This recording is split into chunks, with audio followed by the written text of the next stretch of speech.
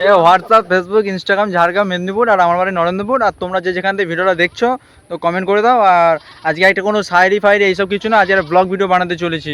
তো দেখাবো তোদের, আসতে পারি?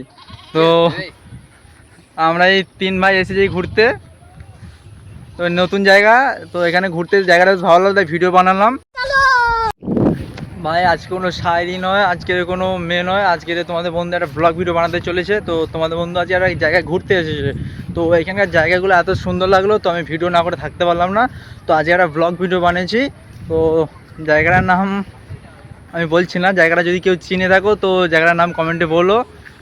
তো এখানে তোমার গেটটা দেখা পাচ্ছ, তো ওই গেট অপরন্তে পাশে একটা সামনে দিকে একটু এগিয়ে আসলে জঙ্গলে এসেছি। তো পুরো ভিডিওটা দেখতে থাকো, একদম সেই লেভেলের, সেই লেভেলের জায়গা।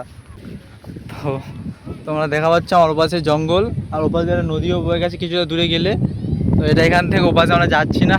তো আমরা এখন যেই লোকেশনে দাঁড়িয়ে আছি, এইখান থেকে আর চারপাশে পরিবেশ একটু দেখে নাও, পুরো সেই লেভেলের জায়গা।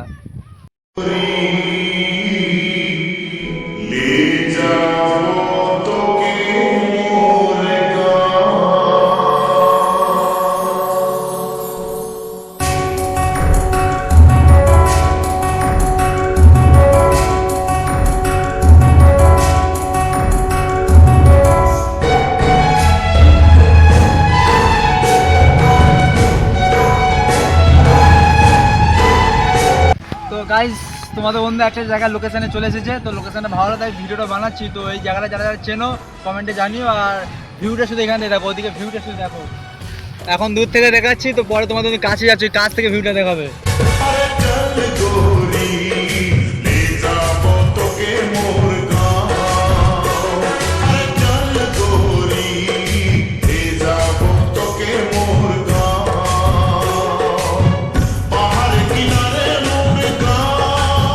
গাইস, আমার সাথে যারা ঘুরতে যায় তাদেরকে জিজ্ঞেস করে জায়গাটা ঘুরে কেমন লাগলো।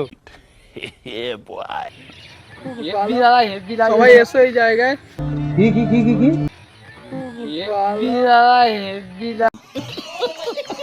সবাই এসো এই জায়গায়, খুব ভালো লাগে। জায়গাটা কিরকম? জায়গাটা খুব ভালো, জঙ্গলের ফিল পাবে, সমুদ্রের ফিল পাবে।